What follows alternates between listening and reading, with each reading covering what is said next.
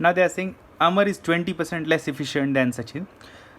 So in time work question, whenever the speeds meaning daily work मतलब efficiency, whenever efficiency is compared like 20% less, तो always assume the daily works.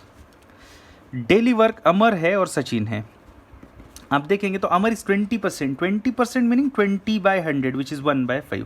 So what they are saying is Amar is 1/5 less efficient than Sachin. इसका मतलब सचिन अगर daily 5 unit का work करता होगा, मतलब सचिन का डेली वर्क की स्पीड 5 होगी, तो अमर का उससे 1 कम है. 1/5 कम होना मतलब 5 में 1 कम होना. मतलब सचिन अगर डेली 5 यूनिट करता है तो अमर डेली सिर्फ 4 करता है.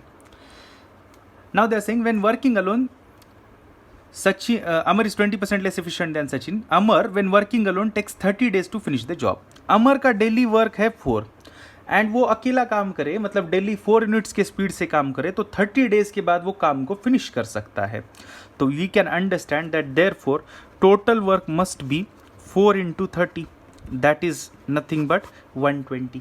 तो टोटल वर्क जो है वो 120 यूनिट्स का है. Now they are saying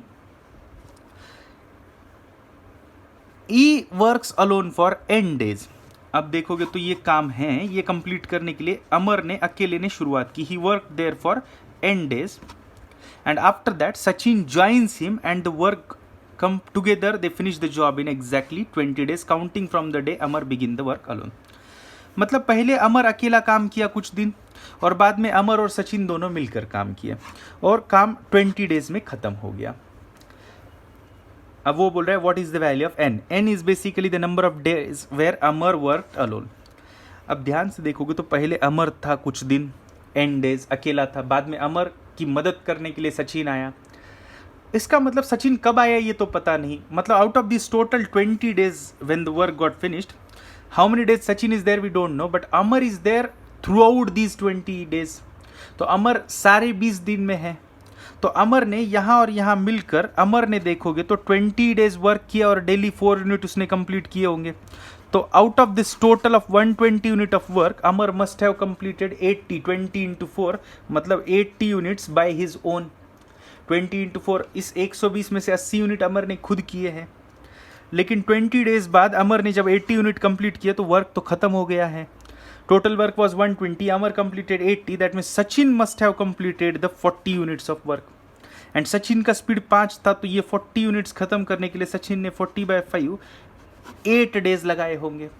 that means out of these 20 days Sachin is there for 8 days. 20 दिनों में से 8 डेज तक सचिन वहाँ पे था. मतलब अमर एंड सचिन मिलकर 8 डेज काम किए हैं. इसका मतलब अमर अकेले ने 20 में से ये 8 छोड़ के बाकी के 12 दिन अमर अकेले काम किया होगा. They mentioned that he works alone for n days and what is the value of n? So your n is 12. That means answer is 12.